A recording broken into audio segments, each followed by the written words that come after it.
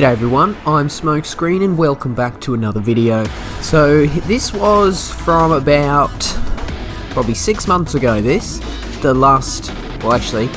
most recent time where this track was a daily race here in Gran Turismo Sport. So the track in question is Circuit de Sainte-Croix, the B variation, or as I like to call it, Circuit de Sainte-Croix, because of how it is spelt.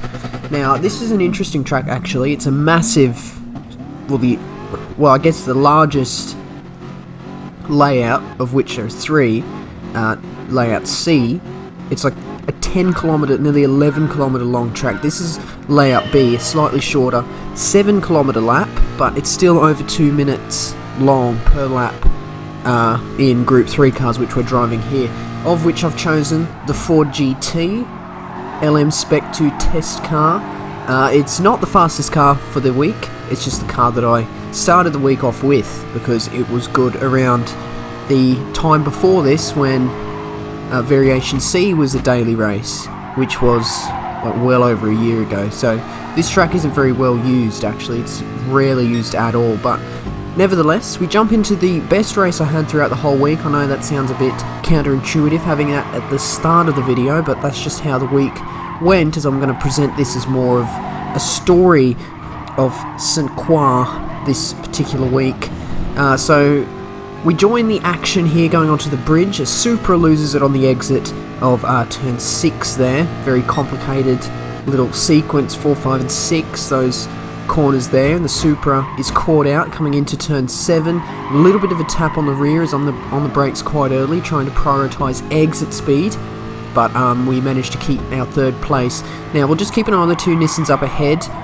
Obviously now we're going to aim to try and get into that, I guess, group it technically is. So the first place driver well over to the right hand side, of course that's the inside for the kink, turn 9. The Nissan in second, not quite taking the slipstream, doesn't quite want to be all the way over on that right hand side, which I can understand. See, he tries to go around the outside into turn 10. That's probably the best overtaking opportunity on the lap, turn 10, as it's the end of the long straight, of course, and turn 9's flat out, so not really affected. And then we got the S's at the end of the lap, and look at the dip here. Throw it into turn 13, and the car really grips up through the dip, and you see I'm going a little bit wide onto the grass, but not to worry, we continue on. You just got to remain in slipstream here. Now I felt as though pretty much the entire player base was had very good pace in general on this track here, so the races were very quick. It was very difficult to overtake because everyone was quite fast here, so a lot of the races ended up in stalemates, but of course when it gets quite close, going at the fast pace the race is, it's quite easy to sort of get caught up in each other, trying to get in front, because it is so hard to overtake here. But you see, throughout the first little bit of lap 2 here, I've managed to catch up quite a bit of ground to the Nissans up ahead. So you see we go over to the left hand side for the entry of turn 4, very long right hander, and then it tightens up towards the exit. You need a little bit of a tap of the brakes as you want to take a nice racing line through turn 5 to therefore take a racing line through turn 6. Very complicated, uphill, off camber, bump halfway through turn 6 onto a straight. So you've really got to get a good exit there, which I have not got. You see I've got a Lexus in behind, but I'm still within slipstream, so that Lexus is not going to be able to get a move on me into turn 7, which is another uphill, off camber, bump halfway through. See, there's a bit of a theme with this track here, and then we've got the very long turn 8. Got to take a really wide entry, trail brake, 4th gear, and then you got to get onto the power. There's a point really early in that corner you can get onto the power. The car naturally will go towards the apex and then out towards the exit wall without touching it. See how much closer we are to the Nissans coming into turn 10. They're over on the inside, I'm on the outside. We're going to brake pretty much spot on the 150 meter board. The second Nissan in second place goes for a move. I'll brake slightly late and ends up wide, and then I almost get a cut back on this guy on the exit of that same corner, but it wasn't quite able to pay off. It wasn't quite able to get that exit speed that the Nissan can get. The Nissan actually snaps a little bit going into turn 13. but we get through there nicely. You see we're right on his bumper now in second place, and actually the Nissan in third place behind me gets an absolute monster run out of turn 13, almost goes for the move into turn 14, but doesn't quite get that move done. You see the leader almost loses it on the grass on the outside, really pushing the track to its limits there, and you see I've actually no, I was going to say I've got the fastest lap, I've got my fastest lap. Braking into turn 1, I've got the second Nissan up the inside there. Let's see if we can hang it around the outside. We just keep our nose alongside with his rear left quarter panel, so he has to give us the space on the outside, which he's done. Of course, it means the outside for this corner, and unfortunately he was able to get in ahead, but I can't quite work out if there was contact there, but nevertheless I move on through up the inside through turn 3 there, and then we go down the hill around the long right-hander of turn 4. I'm side by side with this guy. He pulls out, which is sensible because I've got the inside for this sort of sharper corner there, and we're going to get a nice racing line onto the bridge. Actually get a wheel on the wrong side of the curb there, throws us up, but nevertheless still in the slipstream of this guy. Now of course the leader doesn't have slipstream, so obviously we're going to get quite a good run down the long straight with the kink halfway through. Going across the bridge, the guy behind me gets extremely close thanks to slipstream. Of course, he's a lot closer to me than I am to the leader, so his slipstream is stronger than mine, and he's in the Nissan, which is the better car. Through the long turn 8, got to get a good exit onto the straight, which I have done. Oh, I actually could have got onto the power way earlier there. You see, I had probably like 2 car widths on my left hand side on the exit. You want to be right up to that wall. Of course that means you're carrying the most amount of speed you possibly can, and unfortunately I'm not quite able to get that run up to the leader that I had hoped for. So into the braking zone of turn 10, the Nissan behind goes on through the inside. I try to perform a cutback, but the space wasn't quite there, and I just had to touch the wall, didn't I? And that's what I did do. So unfortunately that means I've lost my second position on the last sector of the final lap, and I'm not quite able to get the power down out of turn 13. Of course, that Nissan is the faster car out of the 2 around here, so that means unfortunately I did lose that second place, and of course as we round out the final corner that translates to a 3rd place. But of course I did have a good battle there, so that's all I'm looking for really. I'm not sort of, as long as I have a good race I'm happy. It doesn't necessarily mean I need to have an absolute blistering result, but I guess 3rd place isn't too bad, especially considering the calibre of my opponents here. Of course, there's my driver there, and the beautiful Ford GT. But as beautiful as the car is, it wasn't the car of the week, as there normally is. Normally there's one particular car that, I say normally because it's probably about 90% of the time, there is one car that just dominates. Basically, if you're not using that car, you're not going to win, and unfortunately this was one of the weeks, and the car of the week was the Nissan GT-R here. Now, I put in a lot of practice. I had about 40 minutes of lapping in the Ford GT, and then I had a couple more sessions of probably about half an hour in the Nissan GT-R of just qualifying lapping, and as a result, that means I got quite a few consistent laps, one after the other, towards the end of the week, which we are at here. So instead of showing you one lap, I'm actually going to show you a bit of a track guide. I thought I'm going to make this video ever so slightly different. It's more of a story of how I went for the week rather than a couple of good races, because I really only had the one good race in quotes, because there are other good results later, but I only had one good race as in the entire duration. But basically the footage I'm showing you here is halfway through, actually it's the end of one of the sessions I had in the Nissan GT-R, and I put about 3 quick laps in a row. So I thought I'm going to put the 3 laps in as a whole and go a bit of a track guide halfway through. So yes, so we'll see how we go here, the second lap of which is actually my fastest lap of the week, but we'll talk you through that as we go. So the Nissan GT-R, it's an absolute rocket in a line. Latest BOP changes have absolutely beefed up the Nissan. It's quite oversteery on the exit of corners. Second gear, first gear and second gear obviously. Third gear it can even spin up its wheels, which is a bit silly. It's the only car that does it, but it's all good as we're rounding out the first of the laps here. You see we're purple sectors up, get a nice exit through turn 13, using that curb on the outside. See we're 2 tenths up on an 09.3 basically. And then through the final corner we get an absolute beautiful run there, and you see we're nearly up to 3 tenths ahead of a 209.3, actually over 3 tenths. We're going to beat that, my record there. We're going to see a 208.9, but here comes a lap guide here, braking on the 100 metre board for turn 1. You can get about half the car onto that green, but I don't quite do so there, but I still get a good run nonetheless. Of course, gaining a little bit, about 3/4 of a tenth up at this point, braking into turn 3, just after the 100 metre board once again. Second gear, nice and patient as we're going uphill, off camber there. No bump halfway through, would you believe it? Then this is turn 4, very long right-hander, so we're going to gradually migrate over to the left as we begin to see that first curb, and then on the second curb, hard over to the right again, and then a little, basically coasting through that right-left sequence to get a nice run onto the bridge here in third gear, which I've done a little bit of oversteer, but not to worry, 2 tenths up at this point. Going down the straight towards turn 7, over 2 tenths up basically.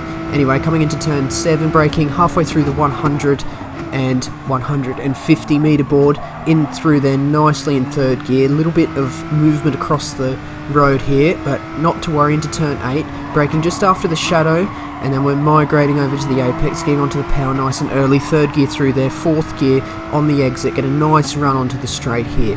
Now turn 9, it's not as straightforward as one would think, as we'll see soon. You've actually got to turn in quite early, get a nice smooth line through there, minimise the tyre scrub. We probably could have even taken an even wider line through there into turn 10, braking pretty much just on the 150 metre board, maybe slightly before it, but we managed to meet that apex absolutely beautifully.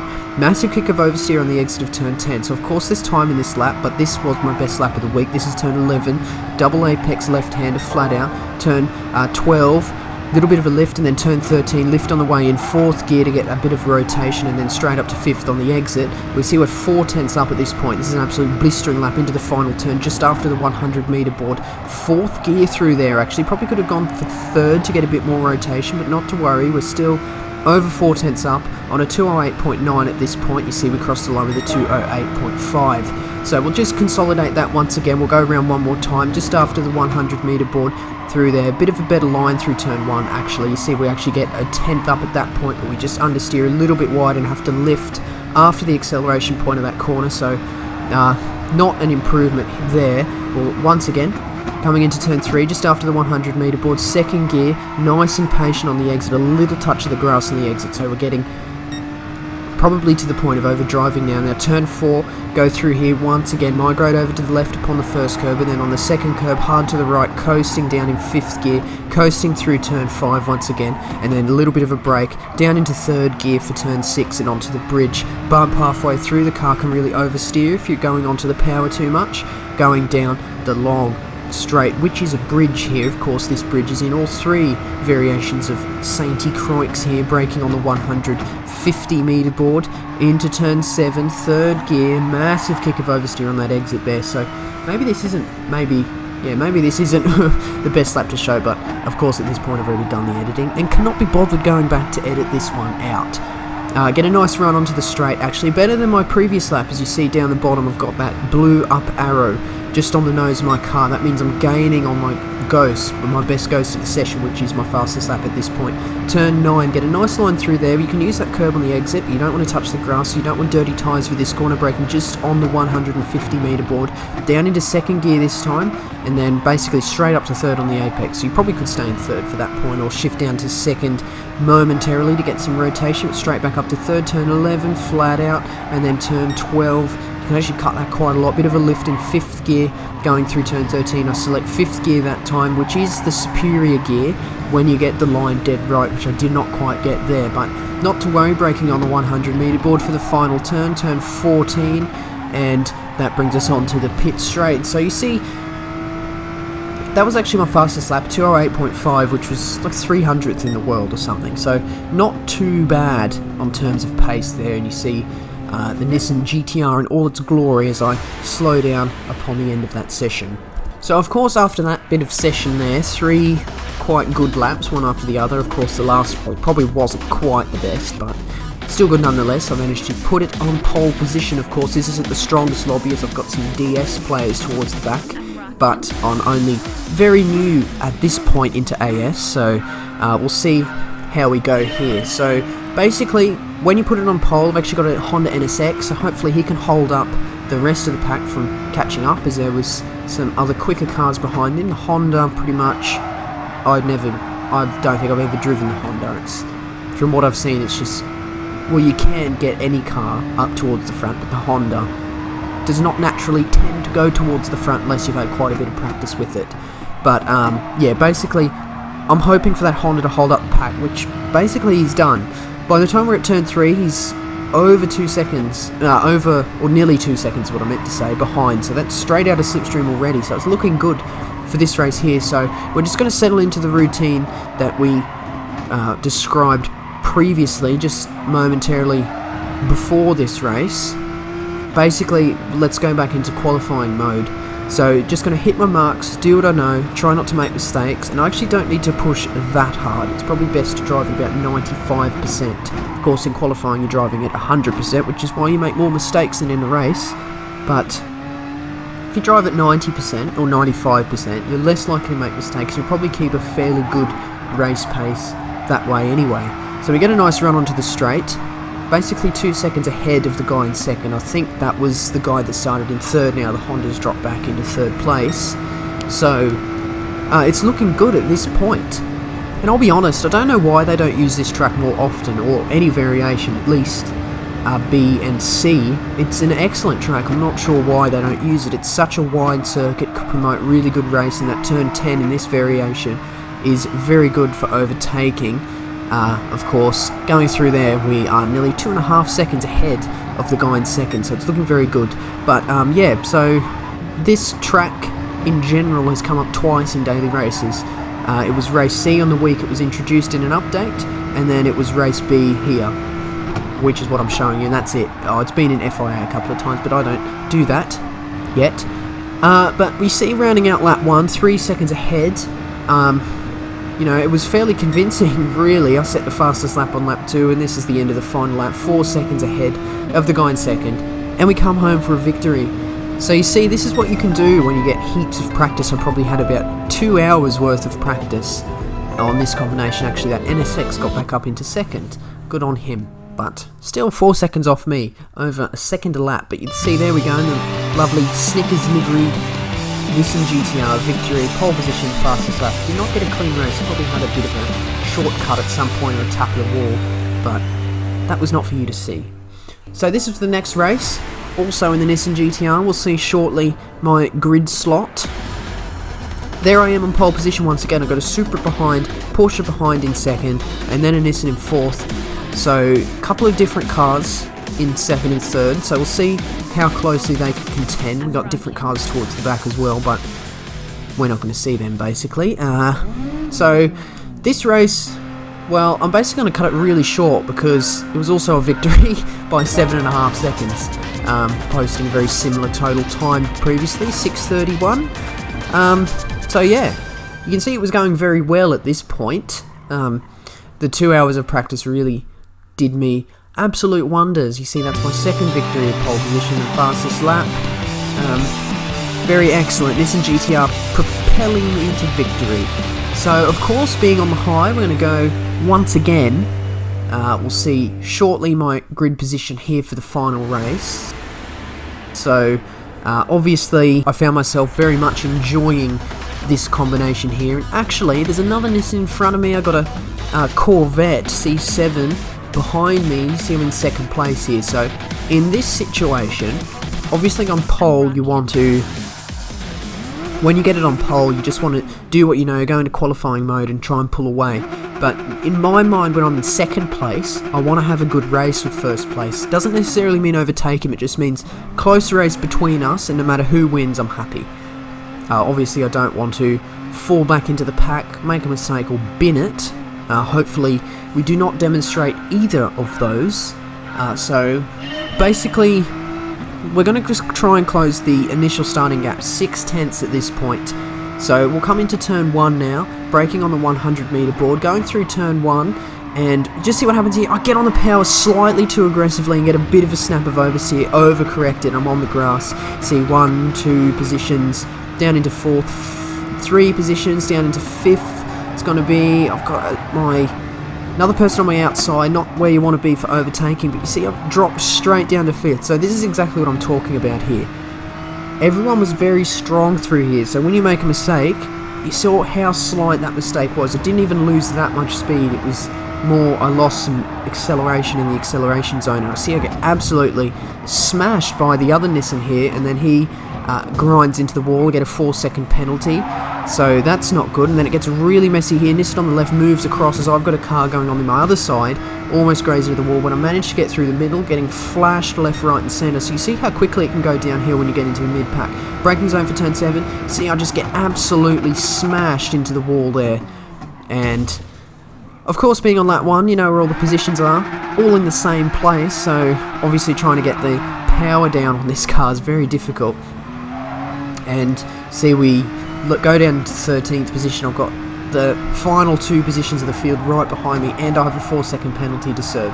So this is not going well, and of course being just rattled, I go into the wall on the exit there, and you see we're going to slow down, slam on the brakes for the penalty. So, oh man. So this is kind of, you know, this is normally the reverse of what I do. I try and show the good race last so people watch to the end. But the good race was basically the first race I had in the week, and then every race after that was rather average. Some good results, the 2 I showed you, and then of course an absolute shocker of a race.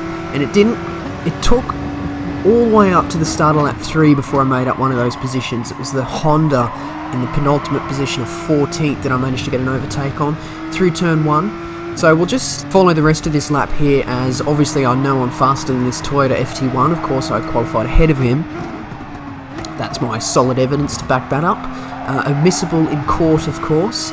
But we'll see how we get this overtake on the Toyota FT1. Of course, grasping at straws here, trying to get some positions back up. I do not want to finish in last. I don't think I will at this point. I've made 1 position up. Let's see, going into the bridge corner. Turn 6. Toyota FT1 a little bit wide. Now the Toyota isn't actually that great in the line. It's very good for handling, so it maybe isn't the best car for this track. Probably why he's at the back of the field. Good detective work going on here by me, but you see, outright we just get him by pace going down the bridge.